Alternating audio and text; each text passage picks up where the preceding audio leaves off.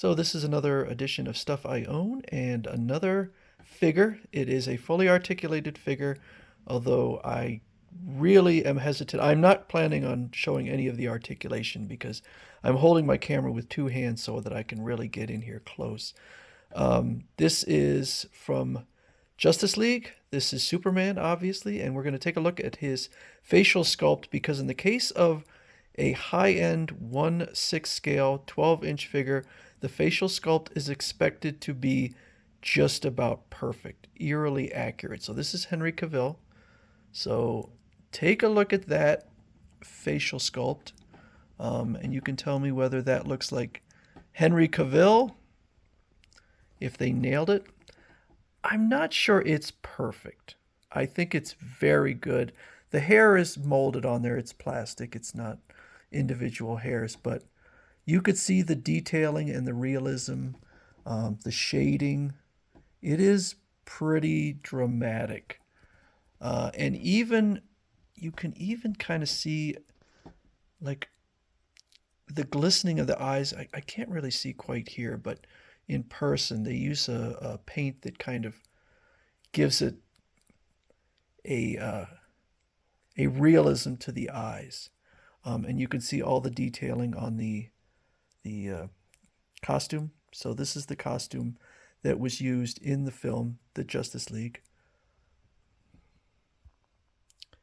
Kind of sparkles, but the costume did have all of this kind of detailing in it, this patterning. And so he doesn't have the kind of the underwear look of the classic Superman, particularly the Christopher Reeve Superman. And the cape is, it is a really nice heavy fabric. Okay. And again, it is not a statue, it is articulated. It can kind of show a little bit. And this one, it's kind of developed with the intention of maybe posing him in a flying position. So it does come with a brace. The brace would attach around his midsection, and so he could be flying in the air. You could extend his arm out.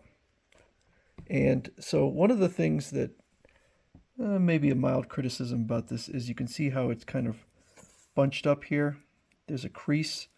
That crease will go away if his feet are pointed straight out, as if in a flying position. So without being in a flying position, it kind of creates that crease.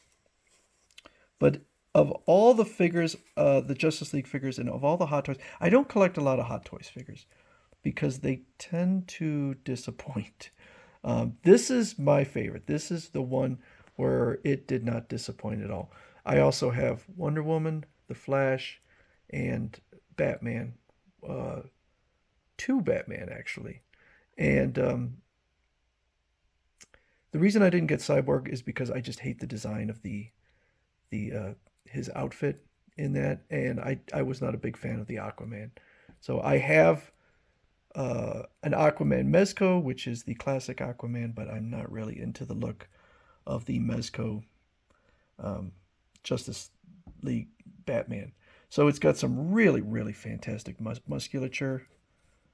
The shoulders are a little odd, not perfect. They look almost like football shoulder pads. And I don't really handle this figure much. I kind of worry about the crest here and that the paint could flake off. So it is in a case, and someday I will display all the Justice League characters, which again I'm missing two of them because I just wasn't really interested.